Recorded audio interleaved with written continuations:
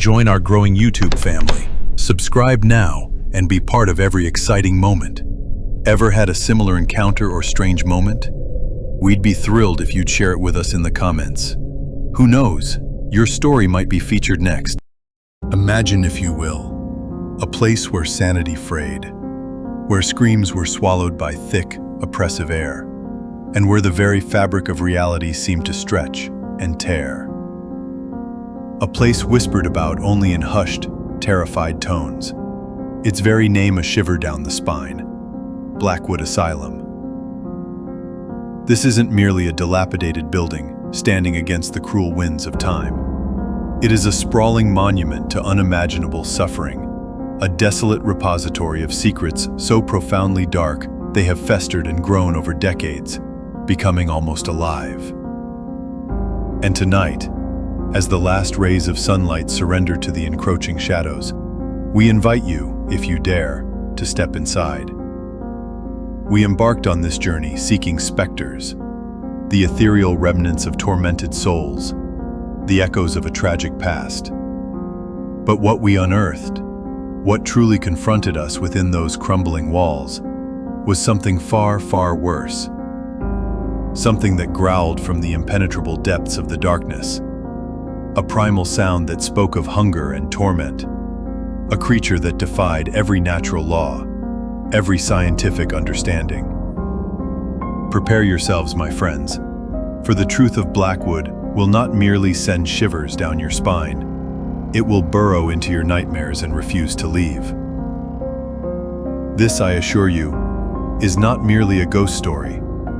This is a raw, unvarnished, terrifying encounter with pure, unadulterated evil. This is the door creaking, and for years, my dedicated team and I have made it our mission to journey into the darkest, most unsettling corners of the unexplained. We've faced poltergeists in abandoned farmhouses, navigated haunted battlefields, and even delved into the chilling lore of ancient curses. Yet, even we felt a profound tremor of apprehension, a cold knot of dread in our stomachs, before setting foot within Blackwood's crumbling embrace. Its reputation, you see, precedes it. A grim litany of unimaginable suffering that played out within its very walls for decades. There are chilling whispers of grotesque medical malpractice, of experimental procedures that crossed every line of human decency, and a pervasive, utterly terrifying legend that has haunted this forgotten corner of the world for generations: the unexplained growls. Locals, their eyes wide with fear, will tell you these aren't just the sounds of an old building settling or the wind playing tricks. They are the tormented cries of something unnatural, something truly unholy, something that never quite died. Our lead investigator, Dr. Eris Thorne, is a man whose haunted eyes betray a relentless, almost desperate drive.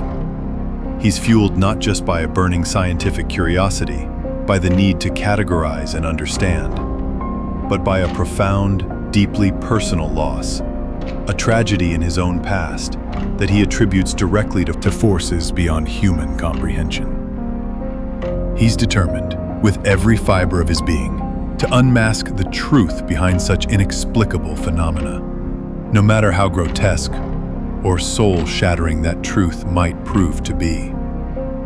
With him are Liam, our indispensable tech wizard, a quiet genius whose sophisticated equipment can detect the faintest electromagnetic anomaly, the subtlest temperature fluctuation, though his courage often falters under extreme pressure.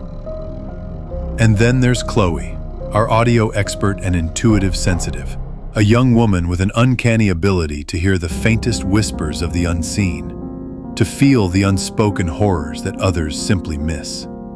Tonight, as the heavy, rusted gates creaked shut behind us, their combined skills, their unwavering resolve, and indeed their very sanity would be pushed to the absolute breaking point. Stepping inside, Blackwood Asylum is akin to entering a forgotten tomb, a vast, echoing mausoleum of broken minds and shattered lives. The air itself is thick, heavy with the oppressive weight of forgotten misery, a palpable presence that presses in on you, stealing the very breath from your lungs. Every shadow, it seemed, writhed, holding secrets just out of sight, whispering of past torment. Immediately as we took our first tentative steps, our highly sensitive instruments began to scream. Liam, ever vigilant, his brow furrowed in concentration, as he monitored his readings, reported drastic, inexplicable temperature drops. Sudden, localized pockets of frigid air that defied any logical explanation of drafts or faulty heating systems. It was as if something cold and hungry was moving just beyond our vision, its unseen presence chilling the very atmosphere. And Chloe, her state-of-the-art headphones clamped tightly to her ears, listened intently as her sensitive audio equipment began to hum with a strange rhythmic pulse, a muted, unearthly heartbeat resonating from the very walls themselves. This wasn't just an abandoned building, my friends. It felt disturbingly alive, breathing, watching, waiting. Dr. Thorne, always the pragmatist, the one who sought rational explanations above all else, initially tried to dismiss these readings, muttering about old, corroded pipes groaning in the darkness, about drafts whistling through broken windows, and about the settling groan of a decaying structure. But even his rigorously scientific mind, his bastion of logic, could not fully dismiss the unsettling, deeply primal feeling that something far more sinister, far more malevolent, was at play within Blackwood's decaying heart. We pressed deeper, drawn by an unseen, undeniable force, towards the notoriously infamous patient records room, the chilling epicenter of the asylum's most disturbing and whispered-about incident. The rusted iron door, its once proud sign now faded and barely legible, still bore the ominous, hand-painted warning: "Patient records, do not enter." Eris paused, his hand hovering over the cold, unforgiving metal. A flicker of something unreadable, perhaps apprehension, perhaps a grim determination, in his usually stoic eyes. This, we knew, was the room intrinsically linked to the dark fate of Thomas Miller, a patient whose violent, inexplicable outburst supposedly sealed his tragic fate, leading to his death within these very walls. His body, and all official records, conveniently vanishing into thin air. A perfectly convenient story, indeed. Far, far too convenient for comfort. As we began to meticulously sift through the decaying, moldering documents scattered across the overturned shelves in that suffocating room, the air grew thick with an almost palpable sense of dread. The silence itself felt stretched taut, brittle, as if daring us to break it. And then it happened. A low, guttural growl ripped through the oppressive silence, vibrating through our very bones, resonating deep within our chests. It was primal. It was utterly terrifying. And it was far, far too close for comfort.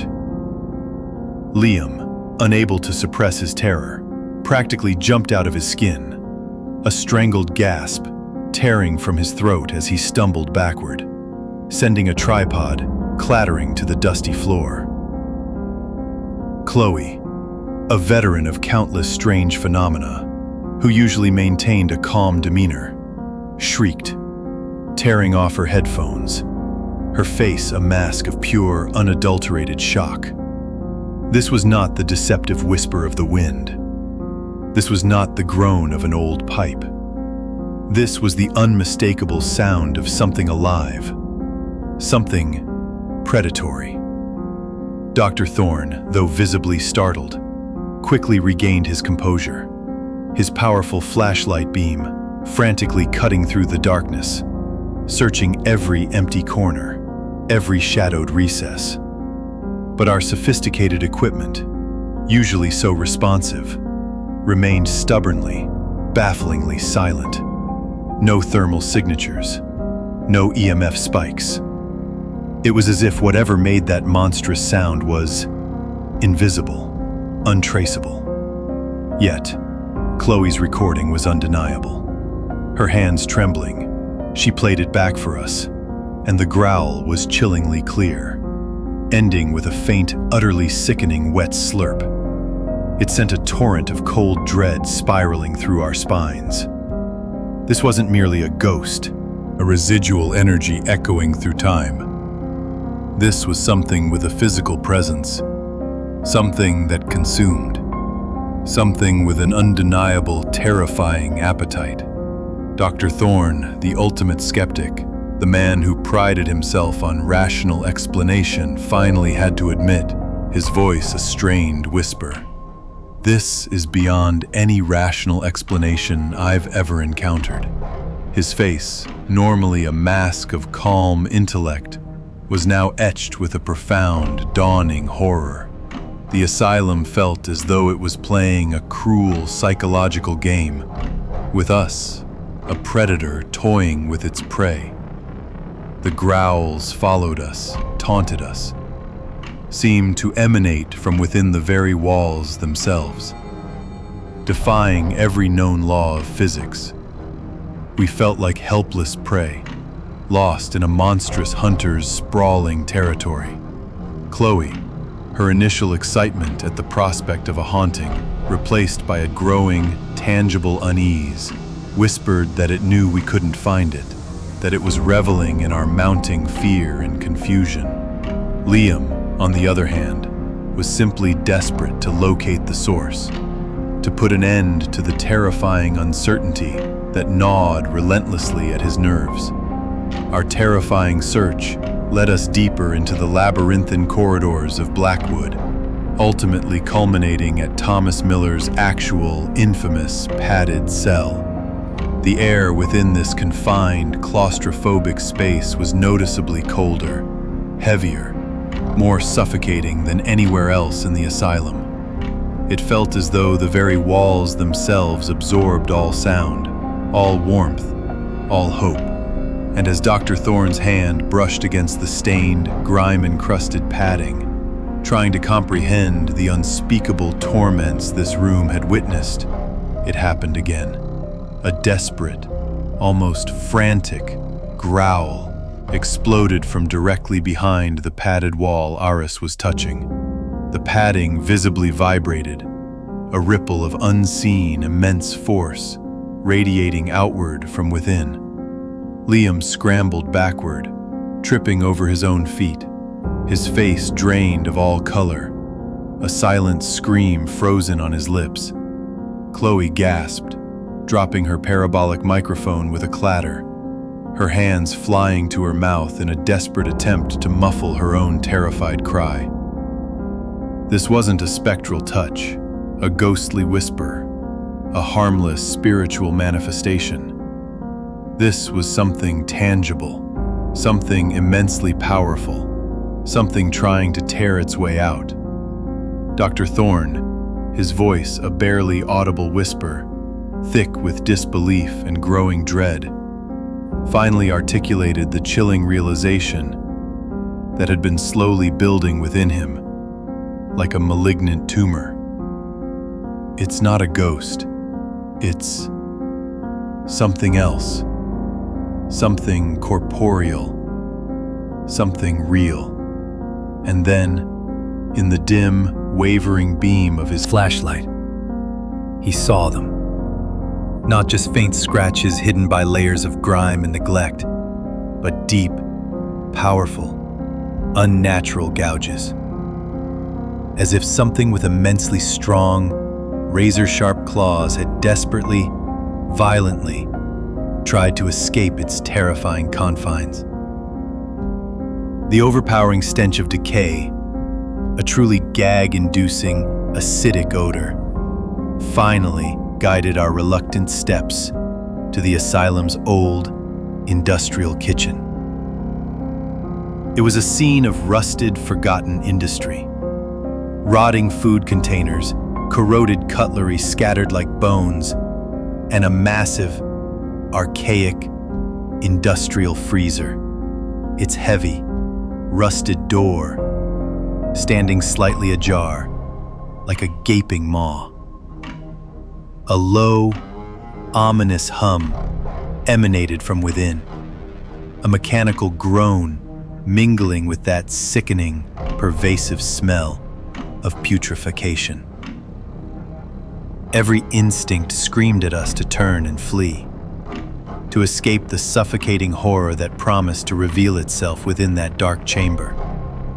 But a morbid curiosity, an insatiable, terrifying need to know the truth, and a chilling sense of inevitability pulled us forward, compelled us to face whatever lay beyond that threshold.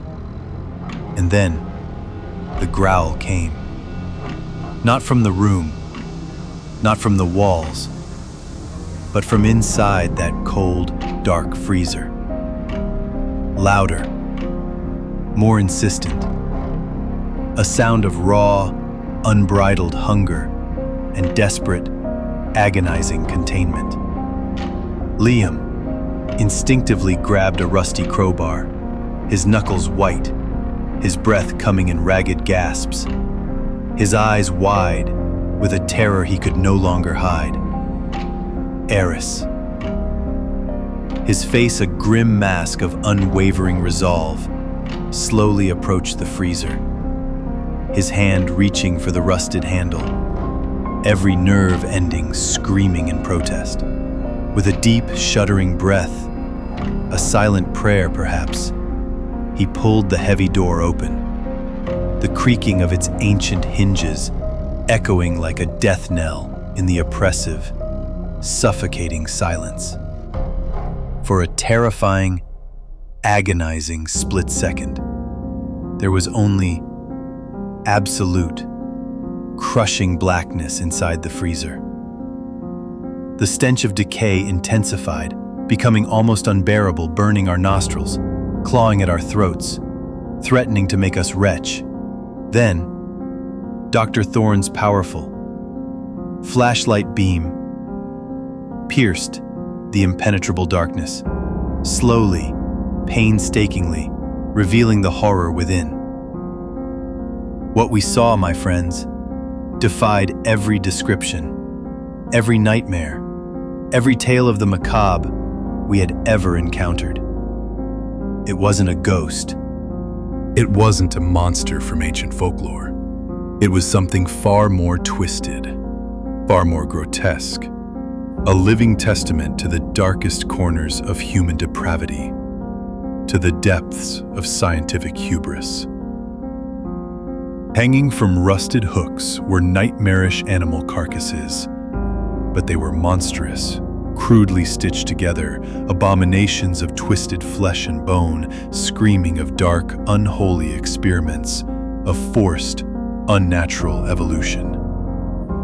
And then, at the very back of the freezer, huddled amidst the obscenities, hidden in the deepest shadows, was the true source of every growl, every chilling sound that had haunted us since we first set foot in this cursed place.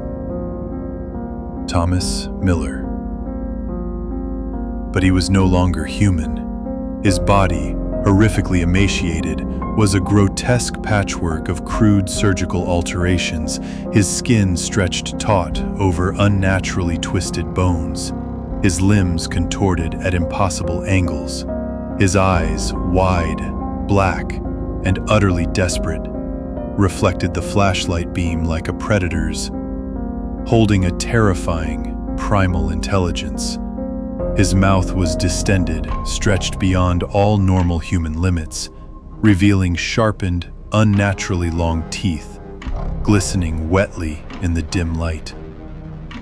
He was a living, breathing testament to unspeakable horrors, a tortured, barely human animal, and in his claw-like hand, he clutched a piece of what looked, sickeningly, like a human femur, gnawed clean, a stark, terrifying symbol of his monstrous diet.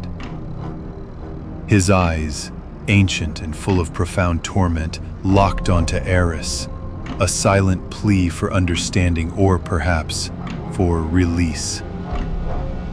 A low, desperate whimper escaped him, a sound of profound suffering, of long-forgotten humanity, followed by a raw, hungry, predatory growl. Chloe screamed, a piercing sound of pure, unadulterated terror that was utterly swallowed by the asylum's oppressive silence, a sound that seemed to shatter something within us all. Liam froze, his face drained of all color, his eyes wide with a horror that would forever haunt his waking moments, etching itself into his very soul.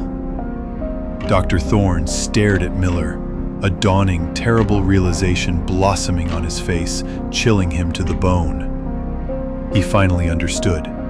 He understood the missing records, the convenient cremation certificate, the whispered incident. The doctors at Blackwood weren't treating, they weren't healing, they were experimenting. And Thomas Miller was their most tragic, their most horrifying living failure, a forgotten experiment left to rot. With a voice trembling with pure, unadulterated horror, a whisper that seemed to echo with the suffering around him, Eris finally spoke the unspeakable. They didn't cure him. They made him. And in that terrifying, agonizing instant, Miller lunged, a blur of unnatural speed, a desperate, ravenous creature, finally free from its frozen prison. Eris, with a sudden desperate surge of adrenaline, shoved Liam and Chloe backward, raising his flashlight like a pathetic club against the monstrous horror that was no longer just a growl in the dark, but a living, breathing nightmare. We barely escaped Blackwood Asylum with our lives, stumbling out into the first sickly yellow light of dawn. Our clothes were torn, our faces ashen, etched with the indelible trauma of what we had witnessed. A horror that would forever replay in our minds. The horror of that living nightmare, trapped within those cursed walls, burned itself into our very souls. A brand that would never fade. A silent scream that would forever echo within us. But the true horror, the full, depraved extent of Blackwood's evil, was yet to be fully revealed. Later, in the cold, sterile confines of a police station, Eris sat across from a skeptical detective. He recounted the events, carefully omitting the grotesque, unbelievable details of Miller's mutation. Knowing that such a truth would only label him insane, perhaps even responsible. He focused on the irrefutable evidence of malpractice, the chilling implications of those horrific experiments. The detective, unimpressed, his face a mask of weary cynicism, simply tapped his pen on the table. "Dr. Thorne," he drawled, his voice flat. "We found no evidence of any bodies or anything like what you describe. The place is condemned. Nothing but rats and decay." But Eris, with a chilling, unwavering resolve, reached into his pocket and pushed a small, grimy object across the table. It was a human tooth, unnaturally long and sharp, unlike anything a normal human could possess. A silent, terrifying testament to what they had faced. He had found it embedded in his boot, a grim, undeniable souvenir of the nightmare. The detective picked it up, his brow furrowing, his skepticism wavering just a fraction as he examined the bizarre artifact. "What in God's name is this?" he asked, a hint of unease finally creeping into his voice. "The truth," Eris replied, his eyes fixed on the grotesque tooth, a profound sadness mingling with his grim determination. The real monsters aren't always ghosts. Sometimes they're the ones in white coats. In the dimly lit, suffocating solitude of his apartment, weeks later, Eris surrounded himself with stacks of old asylum records he had painstakingly acquired through relentless legal channels, poring over every faded document, every cryptic note. He was meticulously searching for answers, for the pieces of a puzzle that had long been buried. His gaze became fixated on the cold, calculating face of the former chief physician, Dr. Elijah Blackwood, in a crumbling photograph. Blackwood's eyes, even in the faded image, held a chillingly analytical expression, devoid of empathy, hinting at a mind capable of unimaginable cruelties. Then, Eris looked at a blurry, enlarged photo from an old newspaper clipping, the face of Martha, a former head nurse.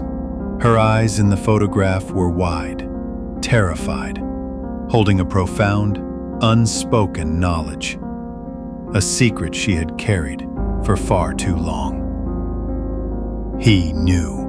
Martha held the key. He picked up his phone, a new grim purpose hardening his features. "Chloe, Liam," he said into the receiver, his voice low and determined. "I think I know who can fill in the blanks. There's a former nurse, Martha. She's still alive, and she knew everything. She was there." He looked back at Dr. Blackwood's photo, a chilling resolve setting firmly in his gaze, a promise unspoken. "We're not looking for ghosts anymore. We're looking for justice." The unexplained growls in Blackwood Asylum were not the whimpers of lost souls. They were the tormented cries of a human being, twisted into something unimaginable, something monstrous, by the hands of human cruelty and unchecked scientific hubris. This asylum wasn't just haunted, it was a vast, sprawling graveyard of medical ethics, a chilling monument to depravity, a testament to how easily humanity can descend into pure evil. Our terrifying journey into Blackwood Asylum may be over for now, the immediate danger averted, but the hunt for the truth, the real truth, the one that society has tried to bury, has just begun. We're no longer chasing shadows or spectral figures. We're chasing justice. We will find Martha. We will expose the dark, unspeakable legacy of Dr. Blackwood, and we will bring the true monsters of Blackwood Asylum to the light, for all the world to see and finally comprehend. So, my friends, what do you think truly happened to Thomas Miller, after all those horrific years spent in that frozen living hell? And what other profound, terrifying secrets do you believe Martha holds? About Dr. Blackwood's twisted experiments, secrets that could unravel the very fabric of medical history. Share your chilling theories and your deepest fears in the comments below. And if you want to join us on this harrowing, ongoing investigation, if you want to see us uncover the full, horrifying truth behind Blackwood Asylum and other forgotten horrors lurking in the shadows, then do not hesitate. Hit that subscribe button and turn on notifications so you don't miss a single terrifying update. Because, believe me when I tell you, the story of Blackwood is far from over.